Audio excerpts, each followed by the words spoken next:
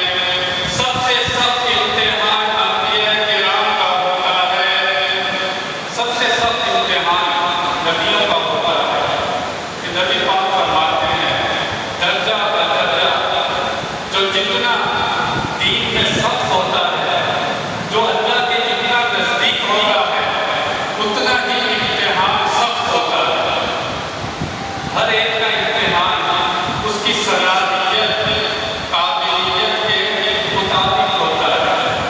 جس میں جتنی صلاحیت قابلیت ہوتی ہے اتنا ہی اس کا سخت امتحان ہوتا ہے. نبیوں کا قرآن پاک میں کچھ ذکر ہے. حضرت آدم علیہ السلام کا امتحان ہوتا ہے. جنت میں رہا کرتے تھے آرام سے, جنت کے مزے تھے. اللہ تعالیٰ نے دنیا میں بھیج دیا. کتنے عرصے تک آدم علیہ السلام روتے رہے, توبہ استغفار کرتے رہے. کتنے عرصے کے بعد پھر توبہ قبول ہوتی ہے. حضرت نوح علیہ السلام 950 سال تبلیغ کرتے ہیں. بندے کتنے مسلمان ہوتے ہیں؟ 80. 950 سال تبلیغ کیا. لوگ ایمان لائے 80 حضرات. کتنی مشکلات تھی. ایوب علیہ السلام کی بیماری دیکھیں, قرآن میں ذکر ہے. یعقوب علیہ السلام یوسف علیہ السلام سے اتنی محبت کرتے تھے, اللہ نے جدائی رکھی. محبت میں جدائی ہو گئی. یوسف علیہ السلام کی کنویں کی تکلیف, قید خانے کی تکلیف. یوسف علیہ السلام نے کتنی تکلیفیں اٹھائی. پھر یونس علیہ السلام 40 مچھلی کے پیٹ میں آزمائے جاتے ہیں. نہیں, حضرت ابراہیم علیہ السلام دعائیں مانگتے ہیں. 90 سال کی عمر میں حضرت اسماعیل علیہ السلام اللہ تعالیٰ ان کو عطا فرماتے ہیں. پیدا ہوتے ہیں, حکم آتا ہے کہ جاؤ بیوی اور بچوں کو جنگل بیابان میں چھوڑ کر آ جاؤ. نہ کوئی بندہ نہ بندے کی ذات. نہیں, جوانی پر پہنچتے ہیں. اللہ فرماتا ہے ان کی گردن پر چھری چلاؤ. چھری تو اپنے بچے کی گردن پر انہوں نے چلا دی تھی. اللہ تعالیٰ نے بندے کا انتظام کیا. کیسے کیسے سخت امتحان ہوتے ہیں. نہیں, میرے نبی پاک صلی اللہ علیہ وسلم اسلام کا اعلان کرتے ہیں. مکے والے دشمن ہو جاتے ہیں. سوشل بائیکاٹ ہوتا ہے. طائف کا بازار ہوتا ہے. مدینہ شریف آپ کو ہجرت کرنی پڑتی ہے. نبی پاک صلی اللہ علیہ وسلم کون کون سی تکلیفیں اٹھاتے ہیں, خود فرماتے ہیں کہ جتنا اللہ کی راہ میں میں آزمایا گیا ہوں, کوئی نہیں آزمایا گیا. ان آیات سے کوئی واقعات سے پتہ چلتا ہے کہ امتحان کرنا یہ اللہ تعالیٰ کا طریقہ ہے. اچھا, خود ہی قرآن میں فرماتا ہے کہ امتحان کن کن طریقوں سے ہوتا ہے. خود ہی ارشاد فرماتا ہے. فرمایا وَلَنَبْلُوَنَّكُم بِشَيْءٍ مِّنَ الْخَوْفِ وَالْجُوعِ وَنَقْصٍ مِّنَ الْأَمْوَالِ وَالْأَنفُسِ وَالثَّمَرَاتِ. اللہ فرماتا ہے ہم تمہیں خوف میں مبتلا کر کے آزمائیں گے, تمہیں بھوک پیاس کی کمی سے آزمائیں گے. نہیں, تمہارا مال کا نقصان ہوگا, تمہاری جانوں کا نقصان ہوگا. تم سے بچے لے کر پھلوں کی کمی سے تمہیں آزمایا جائے گا. فرمایا وَبَشِّرِ الصَّابِرِينَ, خوشخبری ہے صبر کرنے والوں کے لیے. فرمایا الَّذِينَ إِذَا أَصَابَتْهُم مُّصِيبَةٌ, اللہ فرماتا ہے یہ ہمارے بندے ہیں جنہیں جب کوئی تکلیف پہنچتی ہے یہ گریبان نہیں پھاڑتے, یہ بال نہیں بکھیرتے, یہ دھوکہ نہیں کرتے, بلکہ صبر و رضا کے پیکر ہو کر کہتے ہیں قَالُوا إِنَّا لِلَّهِ وَإِنَّا إِلَيْهِ رَاجِعُونَ. کہ یا اللہ ہم تیرے لیے ہیں اور ہمیں تیری ہی طرف لوٹ کر جانا ہے. یہ کسی بے صبری کا مظاہرہ نہیں کرتے. یہ تو اللہ کے بندے ہوتے ہیں, کسی بے صبری کا مظاہرہ نہیں کرتے, بلکہ صبر و رضا کے پیکر بنے رہتے ہیں. اب آپ کو پتہ چل گیا کہ یہ امتحان کا کام اللہ تعالیٰ کا طریقہ ہے. اور امام حسین کا کیسا امتحان تھا جس کی خبر نبی پاک نے پہلے ہی دے دی تھی. کیسا امتحان تھا. نبی پاک صلی اللہ علیہ وسلم حضرت امام حسین کے ساتھ کھیلتے کھیلتے آپ کی آنکھوں میں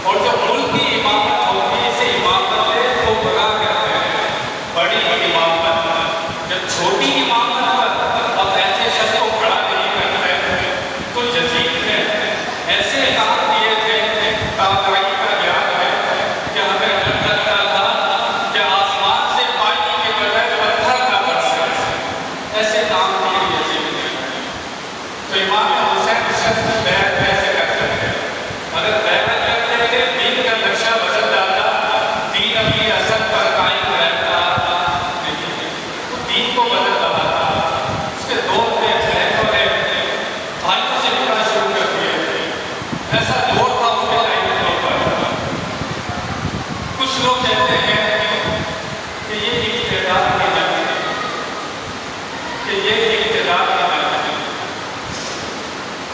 دو شہزادوں کی جنگ ہے۔ وہ یزید کو شہزادہ کہنا چاہتا ہے۔ اس طرح کے لوگ ہم کو مل جائیں گے، بہت ملیں گے۔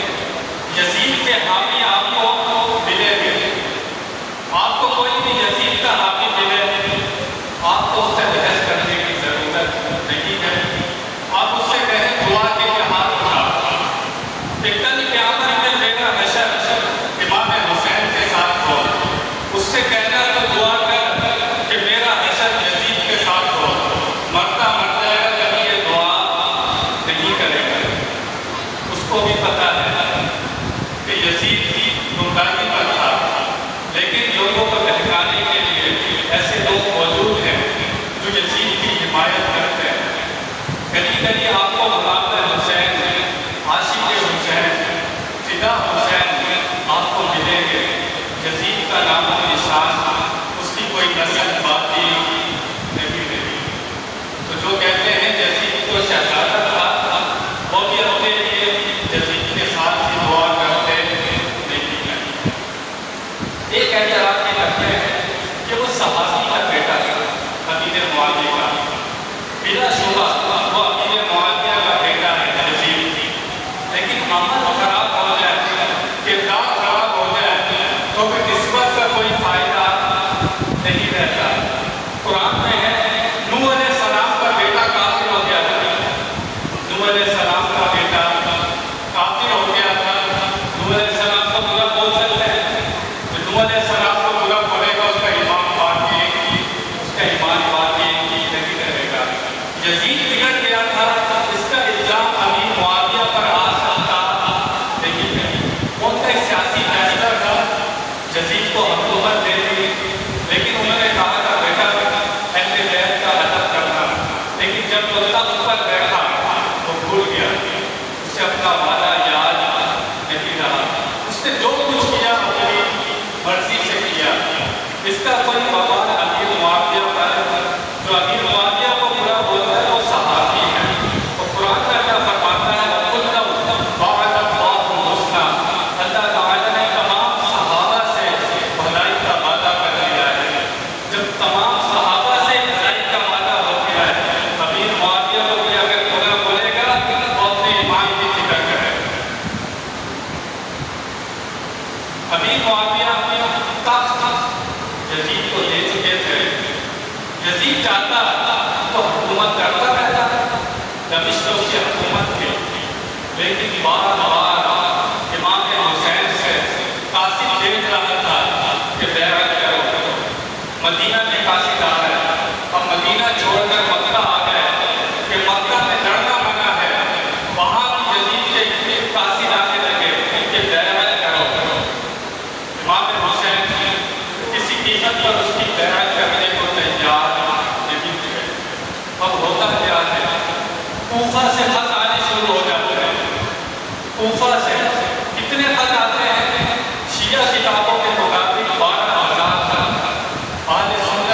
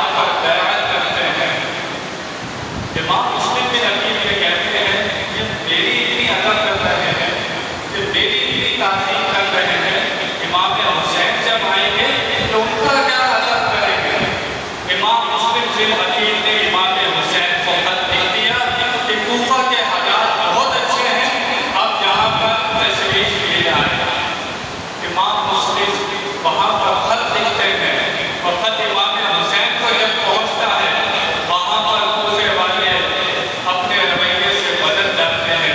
راتوں رات تبدیلی آتی ہے. یزید گورنر مقرر کرتا ہے ابن زیاد کو.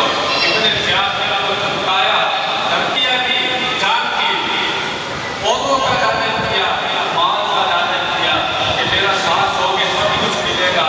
راتوں رات سارے پلٹ گئے. یہ کون لوگ تھے جو کلمہ پڑھنے والے تھے، جو محبان اہل بیت تھے، جو اپنے آپ کو محبان اہل بیت کہا کرتے تھے. یہ وہ لوگ تھے جنہوں نے خط لکھے تھے، 12,000 خط لکھے اور پھر یزید کے ساتھ چل گئے. امام مسلم بن حبیب کو بے دردی کے ساتھ شہید کر دیا. وہ خط لکھ چکے تھے، امام حسین کو خط ملا. امام حسین نے کہا کہ مجھے خط مل گیا ہے، اب میں کوفہ جاؤں گا. صحابہ کرام نے امام حسین کو روکا تھا. بلا شبہ صحابہ کرام نے کوفہ جانے سے روکا تھا، لیکن کسی صحابی نے یہ نہیں کہا کہ امام آپ کا موقف غلط ہے. صحابہ نے کہا کوفے والے بھروسے کے لائق نہیں ہے، کہ کوفے والے بھروسے کے لائق نہیں ہے، آپ وہاں پر نہیں جائیں. امام حسین نے کہا اتنے خط میرے پاس آ چکے ہیں، میں ضرور کوفہ جاؤں گا. اب یہ قافلہ کوفے کے لیے روانہ ہوتا ہے. کتنے افراد ہیں؟ 82 افراد، 72 مرد ہیں اور 10 عورتیں ہیں. یہ قافلہ روانہ ہو رہا ہے. میں ایک بات آپ کو بتانا چاہتا ہوں، امام حسن کے بیٹے آپ کے ساتھ ہیں. ان کے بیٹوں کے نام سنیے گا. ان کے بیٹوں کے نام ہیں امام جعفر، عبداللہ، ابو بکر بن حسن، عمر بن حسن. کیا نام ہے بیٹوں کا؟ امام حسن کے جو امام حسین کے بھائی ہیں. ابو بکر بن حسن، عمر بن حسن. حضرت علی کے بیٹوں کے نام سنیے جو دوسری بیویوں سے ہیں. عمر بن علی، عثمان بن علی. مجھے بتانے تھا اگر اہل بیت اور صحابہ میں دشمنی ہوتی تو دشمنوں کے ناموں پر نام رکھے جاتے ہیں. کیا وہ ابو بکر کے نام پر نام رکھتے ہیں؟ کیا وہ عثمان کے نام پر نام رکھتے ہیں؟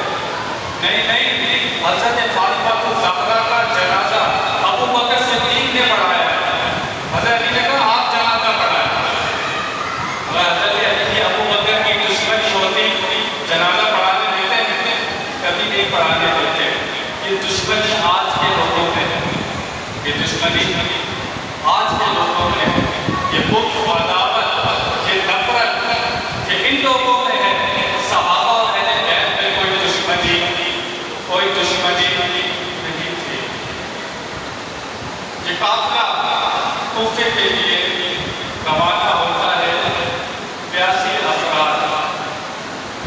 یہ راستے میں سفر کرتا ہوا جا رہا ہے. امام حسین نے اپنا قاصد بھیج دیا تھا کوفے میں کہ وہاں جا کر ہمارا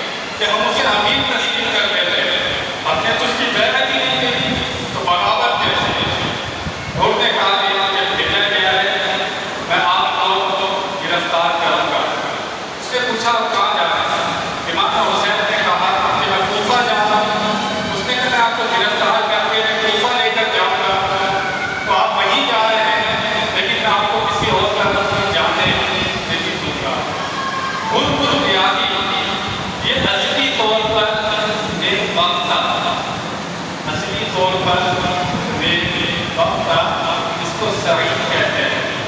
یہ اصلی طور پر شقی نہیں تھا، ہر وقت نہیں تھا. راستے میں نماز ہوتی تھی تو امام حسین کے پیچھے نماز پڑھتا تھا. یہ بھول بھی گیا کہ اصلی طور پر ایک وقت تھا. ہم کبھی بھی اس بات پر فخر نہ کریں، غرور نہ کریں کہ ہم نماز پڑھتے ہیں، نیکیاں کرتے ہیں، اچھے کام کرتے ہیں. اللہ تعالیٰ کا میرے اور تمہارے بارے میں اصلی فیصلہ کیا ہے میرے اور آپ جانتے نہیں ہیں. حدیث سنیے، نبی پاک صلی اللہ علیہ وسلم فرماتے ہیں ایک شخص ہوتا ہے ساری زندگی نیکیاں کرتا رہتا ہے، اچھے کام کرتا رہتا ہے، اس کے اور جنت کے درمیان ایک ہاتھ کا فاصلہ رہ جاتا ہے. اس کے اور جنت کے درمیان ایک ہاتھ کا فاصلہ رہ جاتا ہے. تقدیر کا لکھا اصلی فیصلہ سامنے آتا ہے. وہ ایسے کام کرنا شروع کر دیتے ہیں جو دوزخ میں لے جانے والے ہوتے ہیں. وہ جنت سے پلٹتا ہے اور دوزخ کا مسافر بن جاتا ہے. نبی پاک فرماتے ہیں دوسرا وہ شخص ہے دنیا میں اتنے برے کام کرتا ہے، کرتے رہتا ہے، نافرمانیاں کرتا رہتا ہے. نبی پاک فرماتے ہیں اس کے اور دوزخ کے درمیان ایک ہاتھ کا فاصلہ رہ جاتا ہے. ایک ہاتھ کا فاصلہ اس کے اور دوزخ کے درمیان. اللہ تعالیٰ اسے توبہ کی توفیق دیتا ہے، اسے توبہ کی توفیق ملتی ہے، وہ اچھے کام کرنا شروع کر دیتا ہے اور جنت کا مسافر بن جاتا ہے. اصلی طور پر کون اچھا ہے، کس نے جنت میں جانا ہے، یہ اللہ تعالیٰ کا فیصلہ ہے، یہ اللہ تعالیٰ لکھ چکا ہے. نیکیاں کرنی ہے، اچھے کام کرتے ہیں، لیکن کبھی بھی بھروسہ اپنے عمل پر کرنا، اپنے عمل پر کبھی بھروسہ نہیں کرنا. اللہ کے فضل پر کرنا ہے. اس کا فضل ہوگا تو جنت میں داخل ہو جائے گا.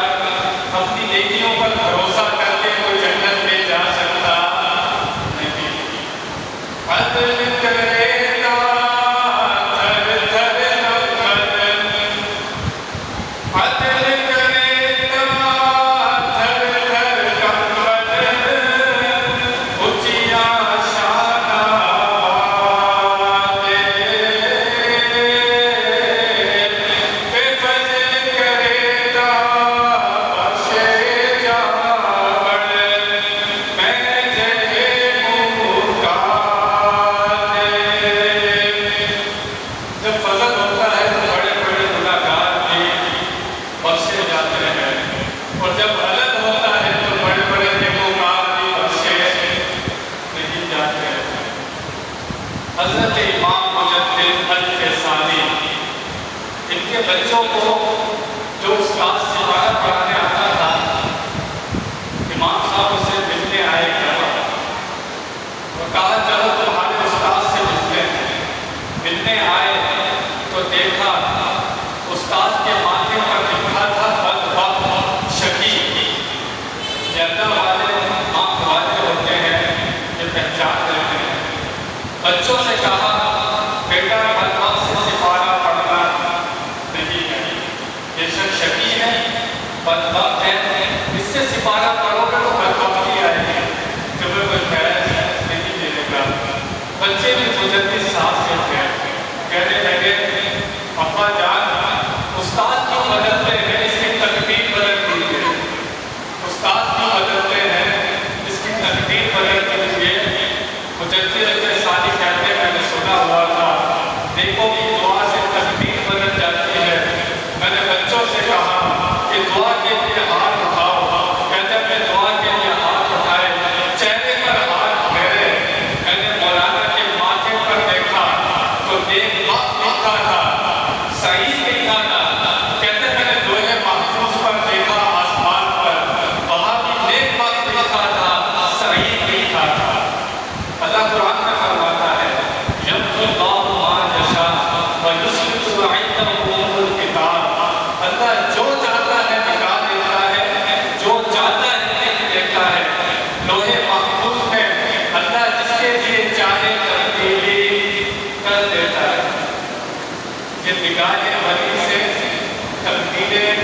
بدل جاتی ہیں۔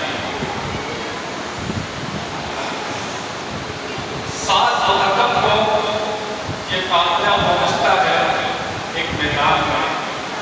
امام حسین وہاں کے لوگوں سے پوچھتے ہیں اس میدان کا نام کیا ہے؟ وہ کہتے ہیں اس میدان کا نام کربلا ہے۔ امام حسین جب کربلا کا نام سنتے ہیں تو فرماتے ہیں اب ہم یہاں سے کہیں نہیں جائیں گے، یہی اپنے خیمے لگا لو، یہی ہماری آخری آرام گاہ ہے۔ میرے نانا جان رسول اللہ صلی اللہ علیہ وسلم نے اسی کربلا کی خبر دی تھی۔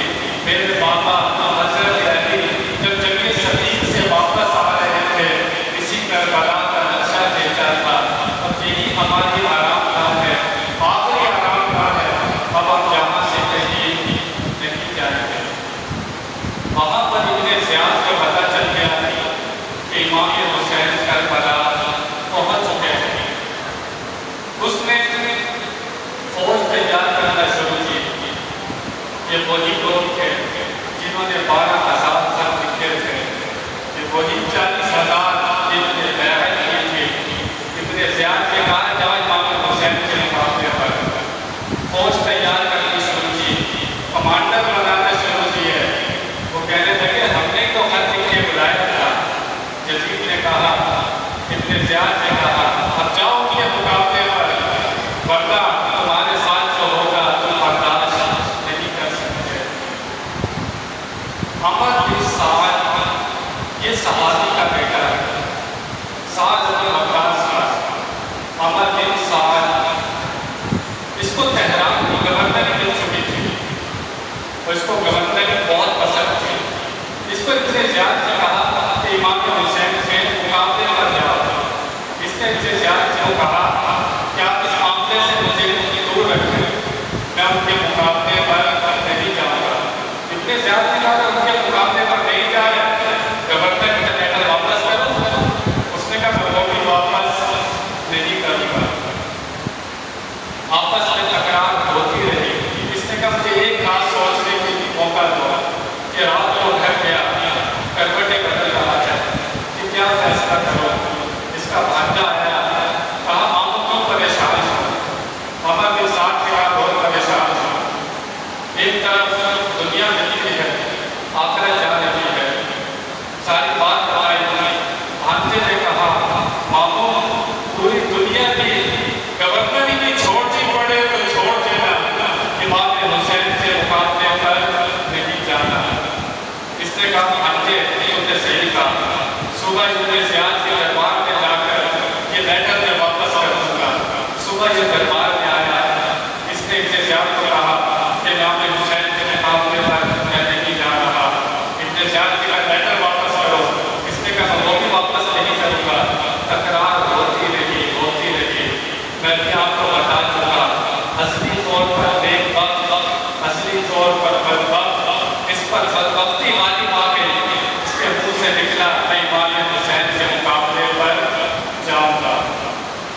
اشرا مبشرہ میں سے اس کے بعد 10 صحابہ جن کو دنیا میں جنت کی خوشخبری دے دی گئی ہے، لیکن بدبختی غالب آ گئی، اس نے معافی مانگی اور یہ جانے کو تیار ہو گیا۔ اس نے امام حسین سے بات کرنا چاہیے۔ کچھ لوگ کہتے کہ امام حسین سے بات تو کرو، بات چیت ہونی چاہیے۔ ان لوگوں نے کہا کہ ہم کیا وہ لے کر امام حسین کے پاس جائیں، ہم نے تو خط لکھ کر بلایا تھا۔ اس نے کہا جانا تو پڑے گا۔ امام حسین کے پاس آئے اور بتایا کہ ابن زیاد نے عمر بن سعد سے بھیجا ہے۔ امام حسین نے 3 شرطیں رکھی، یا تو مجھے مکہ مدینہ واپس جانے دو، یا اسلامی سلطنت سے باہر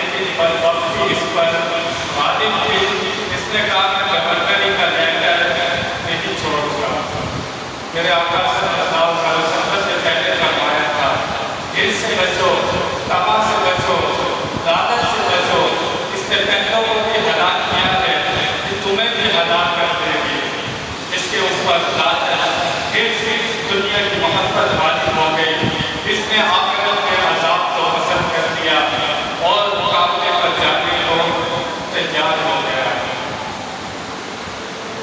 دن آ گیا 7 محرم کا۔ 7 محرم کو انہوں نے پانی بند کر دیا۔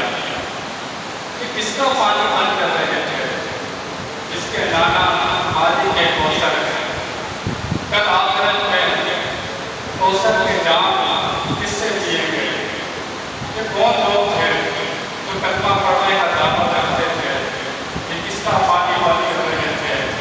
ان بدبختوں کو پتہ نہیں تھا۔ امام حسین بار بار ان کے سامنے جا کر خطبہ ارشاد فرما رہے تھے، مجھے پہچانو میں کون ہوں، میری ہی نانا جان کا تم کلمہ پڑھتے ہو، میری ہی آن پر تم نماز میں درود بھیجتے ہو، تم کس کے خون کے پیاسے ہو، تم کس کا پانی بند کر رہے ہو۔ لیکن جو اپنے زمین کا سودا کر چکا ہو، اس پر سے کوئی باتوں کا اثر، کوئی ہدایت کا اثر ہوتا نہیں ہے۔ 7 محرم کو انہوں نے پانی بند کر دیا۔ 9 محرم کو رات کو وہاں سے نکالے لگنے لگے۔ یہ جنگ کا اعلان تھا۔ امام حسین ان کے پاس آئے اور فرمایا کہ ہمیں ایک رات کی مہلت دے دو، تمہیں 10 محرم کو صبح جو ہو سکے تم کر دینا، ایک رات کی ہمیں مہلت دے دو۔ امام حسین کو انہوں نے مہلت دے دی۔ امام حسین سامنے والوں کے پاس آئے اور اپنے 50 دوست احباب سے، گھر والوں سے کہنے لگے، میں تمہیں خوشی سے اجازت دیتا ہوں، میں تم سے ناراض نہیں ہوں، تم جہاں جانا چاہتے ہو چلے جاؤ، یہ تمہیں کچھ نہیں کہیں گے، یہ میرے خون کے پیاسے ہیں، تم نے جہاں جانا ہے چلے جاؤ۔ لیکن انہوں نے کہا، امام اس مشکل وقت میں چھوڑ کر ہم کہاں جائیں؟ کل قیامت میں آپ کے نانا جان رسول اللہ کو کیا منہ دکھائیں گے؟ نبی پاک فرمائیں گے، میرے بیٹے کو اتنی مشکل میں چھوڑ کر چلے گئے تھے۔ ان سب نے کہا، امام پہلا دین ہم کھائیں گے، ہم پہلے آپ کی نام پر جان قربان کریں گے، ہم آپ کو ایک دین بھی لگنے نہیں دیں گے۔ امام حسین نے فرمایا، تو ہو سکتا ہے کہ یہ ہماری آخری رات ہو، آج کی رات عبادت کر دو، اللہ تعالیٰ سے دعائیں کر دو، ہو سکتا ہے تمہارے دل دوبارہ اس کا موقع نہ ملے۔ امام حسین کی عبادت کرتے کرتے تھوڑی دیر کے لیے آنکھ لگی، نبی پاک صلی اللہ علیہ وسلم خواب میں آئے، فرمایا بیٹا جو قدم بڑھایا ہے اس کو پیچھے نہ ہٹانا، تم میرے پاس آنے والے ہو، اللہ تعالیٰ تمہیں اجر اور اس کا ثواب عطا فرمائے، صبر عطا فرمائے۔ آپ بیدار ہوئے، آپ نے کافی والوں کو خواب سنایا، خوشی کی لہر دوڑ گئی کہ ہم سب کے سب نبی پاک صلی اللہ علیہ وسلم کے پاس جانے والے ہیں۔ 10 محرم کا دن ہوتا ہے، علی اکبر اذان دیتے ہیں۔ ایک بات کرنا چاہوں گا، امام حسین کے قافلے میں بھی اذان اور نماز ہو رہی ہے، یزید کے قافلے میں بھی اذان اور نماز ہو رہی ہے، یہاں بھی نماز اور اذان ہو رہی ہے۔ وہ کیسے کلمہ پڑھنے والے تھے، وہاں بھی اذان اور نماز ہو رہی ہے۔ آج لوگ کہتے ہیں نماز تو اللہ کے لیے پڑھنی ہے، کسی کے پیچھے بھی پڑھ دو کیا فرق پڑتا ہے؟ امام حسین کہہ سکتے تھے، آ جاؤ یزیدیوں، نماز تو اللہ کے لیے پڑھنی ہے، سب مل کر نماز پڑھتے ہیں۔ نہیں، امام حسین نے پیغام دے دیا، جو آل رسول کا ادب نہیں کرتا، جو صحابہ کا ادب نہیں کرتا، جو نبی پاک کا ادب نہیں کرتا، جو اولیاء اللہ کا ادب نہیں کرتا، اس کی نماز نہیں ہوتی، اس کی اذان نہیں ہوتی۔ یہ کربلا سے پیغام ہے۔ نہیں، لوگ کہتے ہیں مسجد یہ سب اللہ کا گھر ہے، 11واں پارہ اٹھاؤ، 11واں پارہ، اس میں اللہ تعالیٰ نے ایک مسجد کا ذکر کیا ہے، ایک مسجد کا ذکر کیا ہے، مسجد قرار۔ اللہ نے اس کو مسجد فرما رہا ہے، لیکن مسجد قرار کے معنی ہوتے ہیں احسان دینے والی مسجد۔ اللہ فرماتا ہے یہ جو مسجد بنائی گئی ہے، یہ مومنوں میں تفرقہ ڈالنے کے لیے بنائی گئی ہے، یہ فرقے بازی کے لیے مسجد بنائی گئی مسجد قباء کے لیے قرآن میں اللہ فرماتا ہے کہ یہ مسجد کی بنیاد تقویٰ پر رکھی گئی ہے.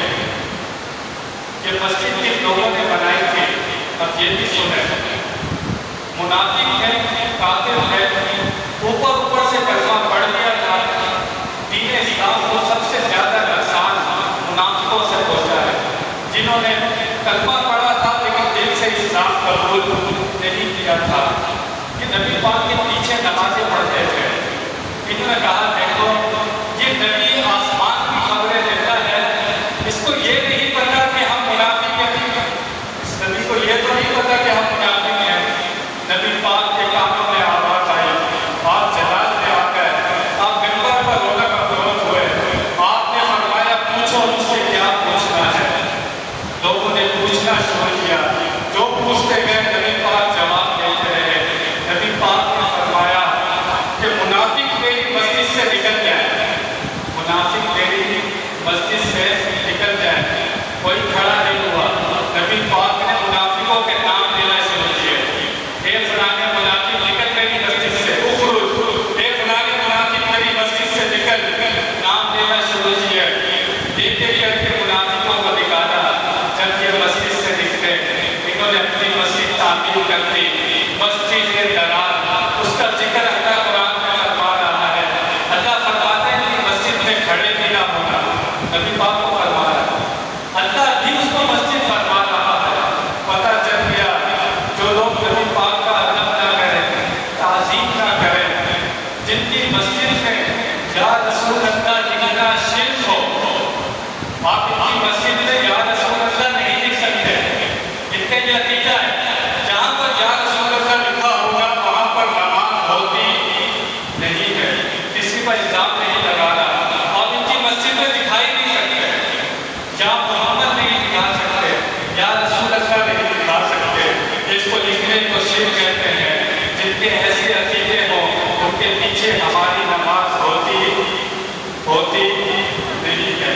آپ نے اپنی قبر میں جانا ہے، میں نے اپنی قبر میں جانا ہے. یہ ایمان کا مسئلہ ہے. قرآن و حدیث سے میں آپ کو بتا رہا ہوں. اگر آپ کا ایمان سلامت نہیں رہا، اگر آپ نے کہا کسی گستاخ بے ادب کو پیچھے ہی امام کے اور آپ اس کو اپنا امام تسلیم کر دیا، اس کا مطلب ہے آپ نے اس کا عقیدہ تسلیم کر دیا. کہتے وقت کے پیچھے ہی امام کو دیکھ لیا کہ نبی پاک کا ادب کرنے والا ہے، یا یہ کہتا ہے نبی پاک مار کے مٹی میں مل گئے. کتابوں میں لکھا ہے، ایسے جملے لکھے انہوں نے کہ نبی پاک مار کے مٹی میں مل گئے. ان کے پیچھے نیت باندھتے ہوئے دیکھ لینا اپنے ایمان کا سودا تو نہیں کر رہے. اور یہ ایمان کتنی قیمتی چیز ہے آپ کو بتا رہا ہوں. آپ کے پاس 1 تولہ 2 تولہ سونا ہو، آپ اس کو چھپا کے رکھتے ہیں، منتالوں میں رکھتے ہیں. تیسرے پارے کی آخری آیات آپ پڑھیں. یہ کافر کا کیا ملے اللہ سے کہیں گے کہ کاش یہ پوری روئے زمین بھی سونے کی بن جائے، سونے کی پوری زمین بن جائے، اور یا اللہ فدیے میں لے دے ہمیں ایمان مل جائے. یہ پوری دنیا سونے کی ہو، ہم فدیے میں لے دے ہمیں ایمان مل جائے. لیکن اس وقت نہ یہ سونے کی ہوگی نہ ایمان نہیں ملے گا. یہ ایمان دنیا میں بچانا ہے، اس کی قدر ہمیں دنیا میں کرنی ہے. اور اس ایمان کا فائدہ جیسے ہی ہم قبر میں جائیں گے ہمیں اس ایمان کا فائدہ پتہ لگ جائے گا. دنیا میں سارے ملے جلے ہیں، نہیں پتہ چلتا، لیکن اس ایمان کا فائدہ جیسے ہی انسان قبر میں جائے گا اسے فوراً پتہ چلے گا کہ اس ایمان کی اہمیت کتنی ہے.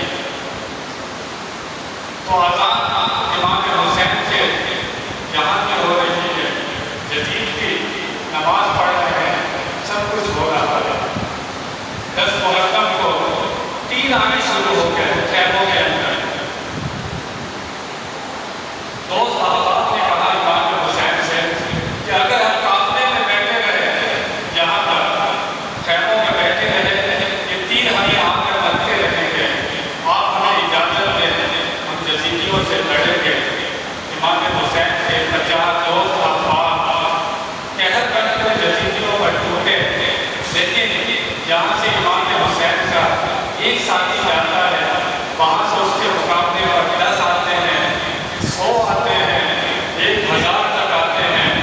یہ 72 افراد کے مقابلے پر 22,000 کا لشکر جمع ہو گیا۔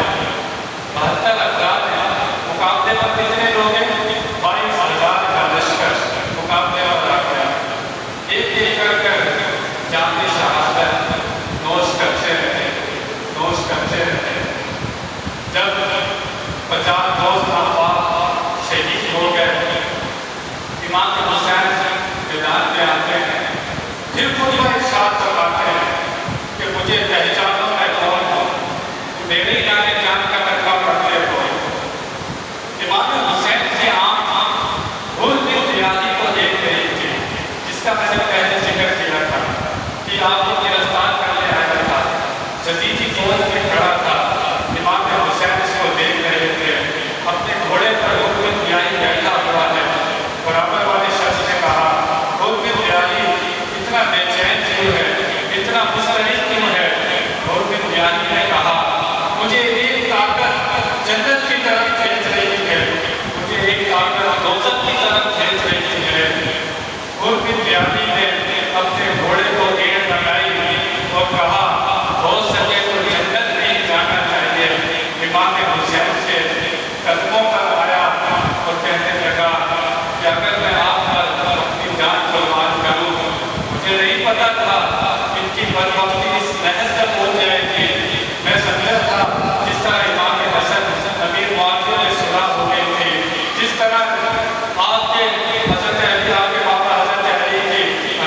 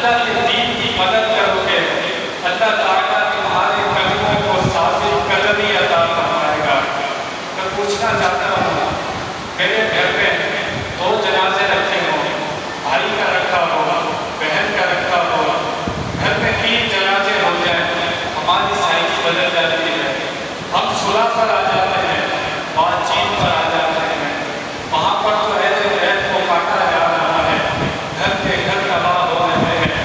امام حسین اپنے موقف سے پیچھے نہیں ہٹتے، فرمایا جو قربان کرنا پڑے گا قربان کرنے کے، لیکن یزید کے ہاتھ میں ہاتھ نہیں دیں گے۔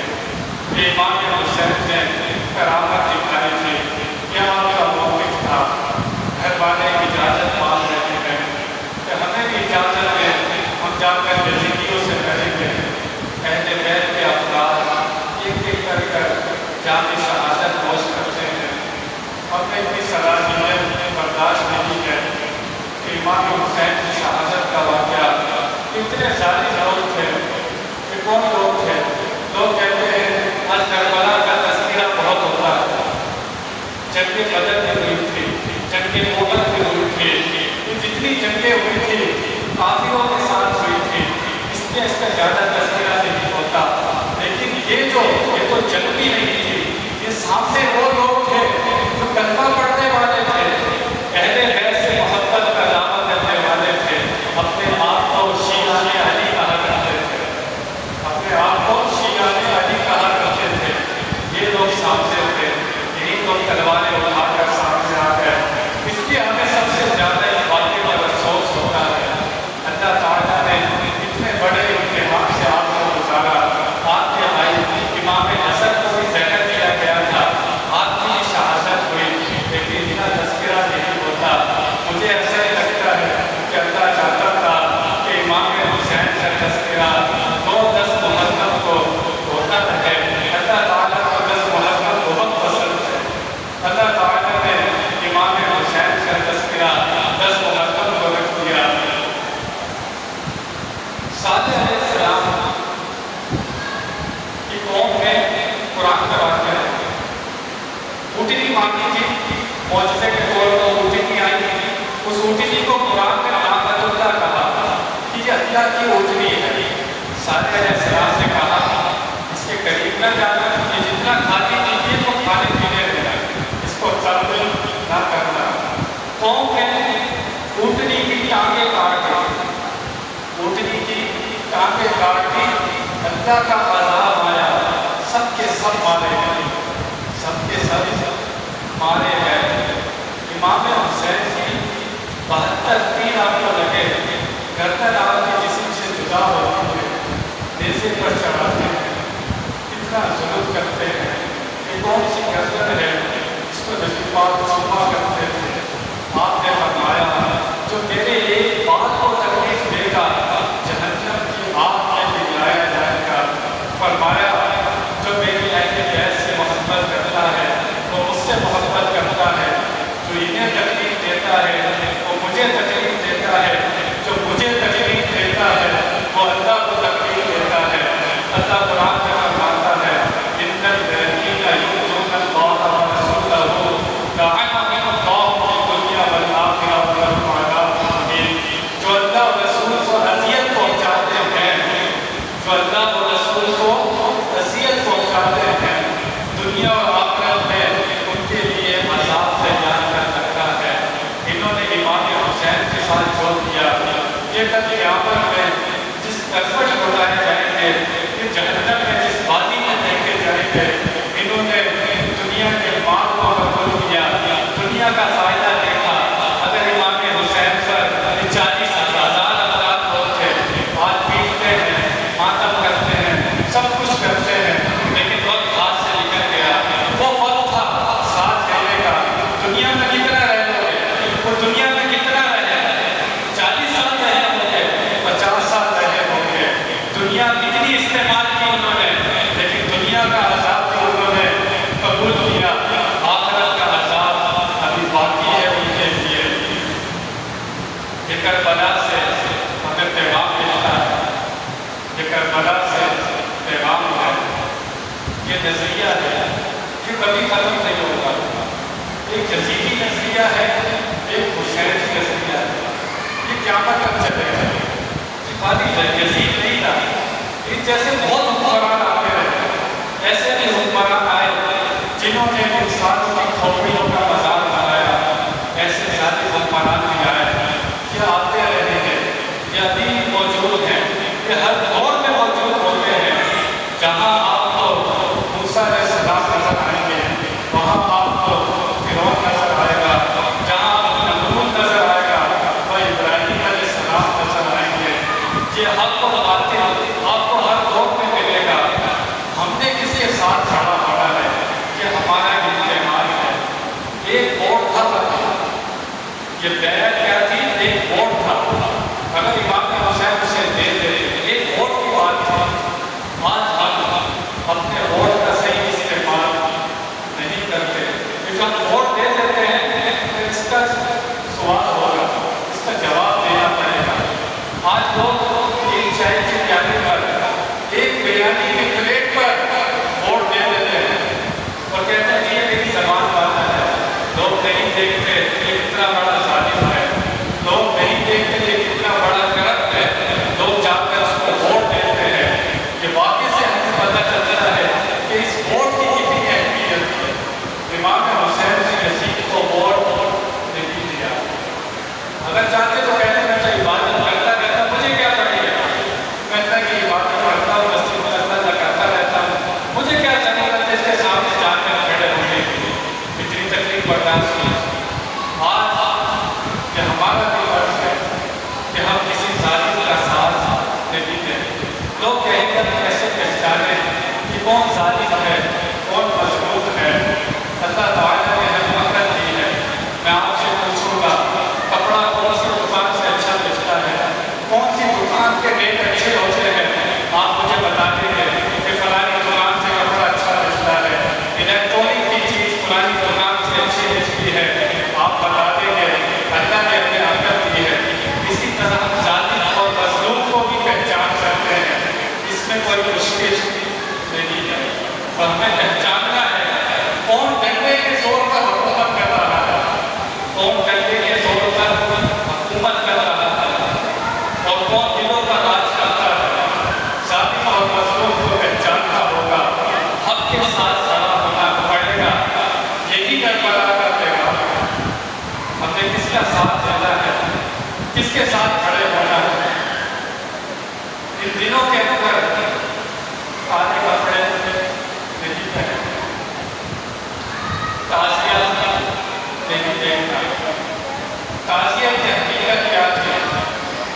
یہ خانہ کعبہ جس میں مدینہ منورہ کی ہم تصویریں اپنے پاس رکھتے ہیں، تعزیت کی یہ حقیقت ہے۔ لیکن آج کے دور میں جو تعزیت ہے وہ بالکل بدل چکا ہے۔ لوگ چڑھاتے ہیں، اعلیٰ حضرت نے اس سے حرام لکھا ہے، نہ اسے دیکھنے جانا ہے، نہ کالے کپڑے پہنتے ہیں۔ کیوں؟ یہ ان کا نشان بن چکا ہے۔ نبی پاک نے پہلے فرمایا تھا جو جس قوم کی تعداد جتنا بڑھائے گا وہ اسی قوم سے ہوگا، جو جس قوم کی تعداد بڑھائے گا جتنا بڑھائے گا وہ اسی قوم سے ہوگا۔ یہ دن بڑا مبارک دن ہے، یہ برکت والا دن ہے، یہ کھیل تماشوں کا دن نہیں ہے، یہ قرآن پاک کی تلاوت کرنے کا دن ہے، یہ عبادت کرنے کا دن ہے، یہ اظہار ثواب کرنے کا دن ہے، یہ لوگوں کو لنگر کھلانے کا دن ہے۔ لیکن لنگر کی بے ادبی نہیں کرنی، لوگ جس طرح کھیل کر لنگر پھینکتے ہیں، یہ رزق جس سے ناراض ہو جائے یہ واپس نہیں آتا۔ تو ہم نے اپنے 10 محرم کو ادب و احترام کے ساتھ گزارنا ہے۔ مجھ سے کوئی جان میں غلطی ہوئی ہو اللہ تعالیٰ کی بارگاہ میں توبہ کرتا ہوں۔ وآخر دعوانا ان الحمد للہ رب العالمین۔ صلی اللہ علیہ وسلم۔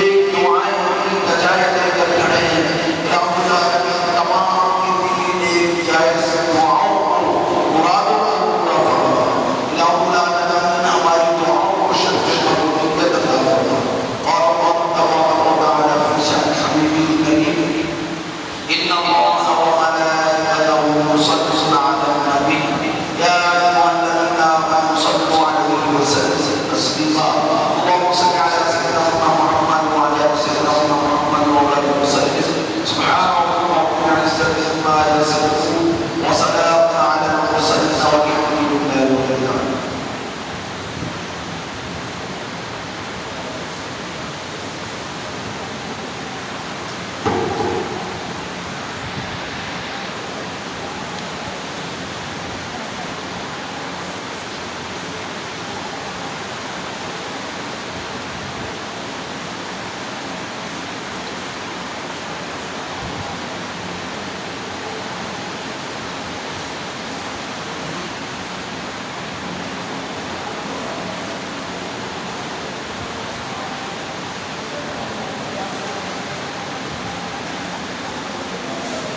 कैसे थोड़ी वो उनकी वजह से